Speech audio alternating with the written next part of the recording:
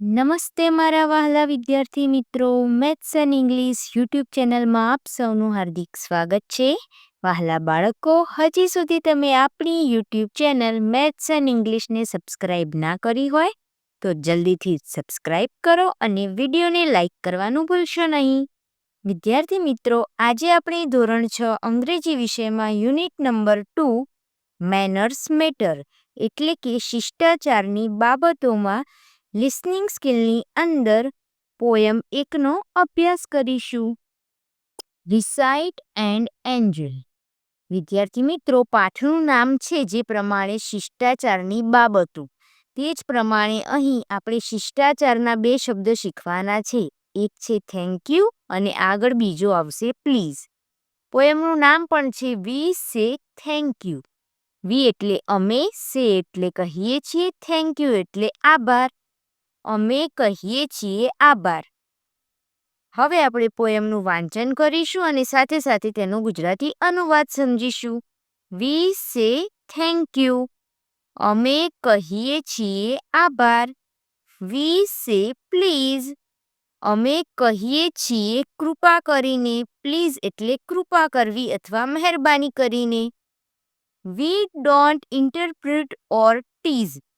હવે અહીં આ 2 શબ્દનો અર્થ તંગ અથવા હેરાન કરવું. અહીં આપણને બચ્ચા માટે કોઈ અંગ્રેજી શબ્દ આપેલ નથી, પરંતુ બાળકો આપણે કોઈને તો કરતા જ હોઈએ, એટલે અહીં આપણા માટે કવિતા આપી છે. એટલે અહીં લખ્યું છે અમે બચ્ચાઓને તંગ નથી કરતા કે હેરાન નથી કરતા.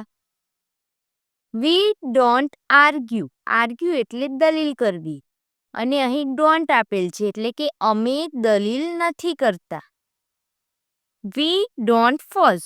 અમે ઝઘડો નથી કરતા. We listen when folks talk to અસ.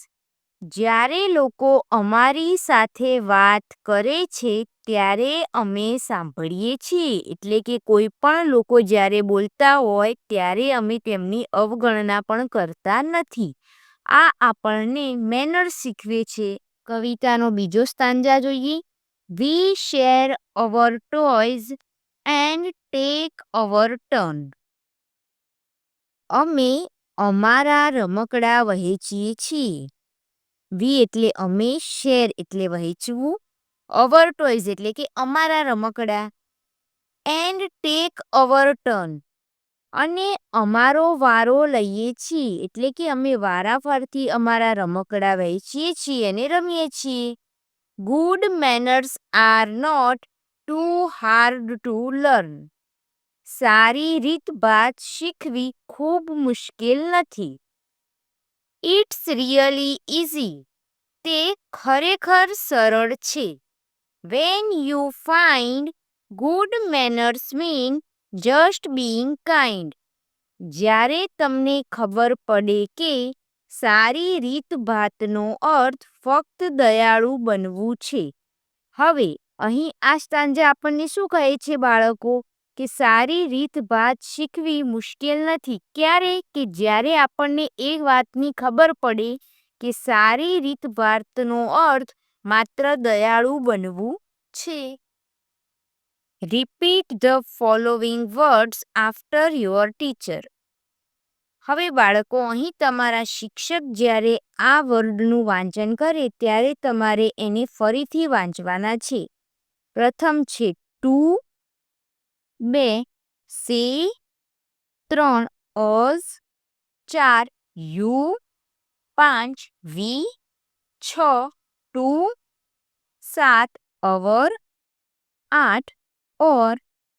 બાળકો, અહીં લિસનિંગ સ્કિલમાં પોયમ નંબર 1 વી સે થેન્ક યુનું સંપૂર્ણ સોલ્યુશન પૂર્ણ થાય છે. વિડીયો ગમ્યો હોય તો તેને લાઈક કરો, તમારા મિત્રો સુધી શેર કરો.